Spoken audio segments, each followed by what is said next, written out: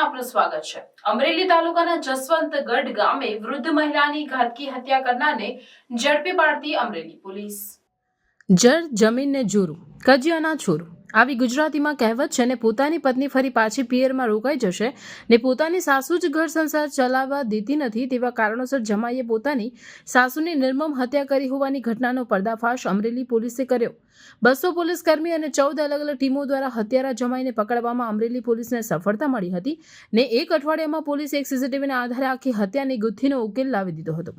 ત્યારે કેમ જમાઈએ સાસુની હત્યા કરી તે અંગે અમરેલી એસપી હિમકરસિંહે પ્રેસ કોન્ફરન્સ સંબોધીને હત્યારા જમાઈને મીડિયા સમક્ષ લાવ્યા હતા। આ છે અમરેલી એસપી કચેરી।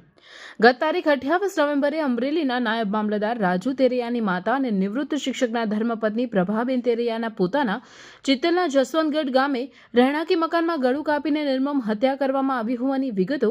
જાહેર થતાં પોલીસ તંત્રમાં દોડધામ મચી ગઈ હતી ને નાના એવા ગામડાઓમાં સીસીટીવી વધુ ના હોય અને મૃતક પ્રભાબેન તેરૈયા ગામની છેવાડીના મકાનમાં રહેતા હોવાથી પોલીસને હત્યા કોણે કરી તે અંગે તપાસનો ધમધમાટ શરૂ કર્યો હતો। વ્હાઇટ શર્ટમાં મોટી મૂછ ધરાવતો અદબ વાળીને ઉભેલો છે મૃતક પ્રભાબેન તેરૈયાનો હત્યારો। જૂનાગઢ જિલ્લાના વિસાવદર તાલુકાના બાવાના જાંબુડા ગામનો નયન જોશી જે પ્રભાબેન તેરૈયાનો જમાઈ થાય છે ને 11 વર્ષમાં જીવન સંસારમાં પત્ની સાથે મનદુખ થતા અવારનવાર પિયરમાં આવી જતી પત્નીને સાસુ પ્રભાબેન સહકાર આપતી હોવાથી જમાઈ નયન જોશી એક પ્રી પ્લાન યોજીને પોતાની વાડીમાં શેરડી કાપવાનું ધાર્યું લઈને બાઇક મારફતે 28 નવેમ્બરે જસવંતગઢ આવ્યો અને સાસુ પ્રભાબેન તેરૈયાની આગળ પાછળ ગળાના ભાગે ધારિયાથી ઘા મારીને હત્યા કરીને બાઇકમાં નાસી છૂટ્યો હતો।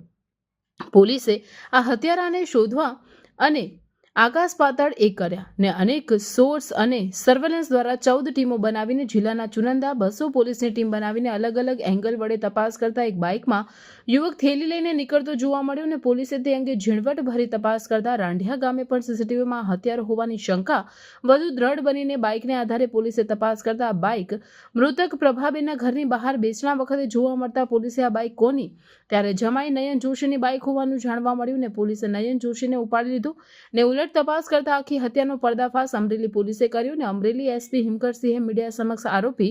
નયન જોશીને લાવીને પ્રેસ કોન્ફરન્સ કરીને જમાઈના હાથે થયેલ સાસુની હત્યા પરથી પડદો ઊંચક્યો હતો। પોતાની જે સાસુની હત્યા કરીને પરિવાર સાથે સાંત્વના આપતા હત્યારા જમાઈને પોલીસે પકડીને શેરડી કાપવાનું ધાર્યું કબજે લીધું હતું ને જે બાઇક હતી તે પણ કબજે લઈને નયન જોશી સામે તપાસનો દોર આગળ ધપાવ્યો હતો। ત્યારે સાસુની હત્યા ખુદ જમાઈએ કરી હોવાનું ખુલતા ચકચાર મચી જવા પામી હતી ને પોલીસે એક અનડિટેક્ટ ગુનાનો ભેદ ઉકેલ્યો હતો।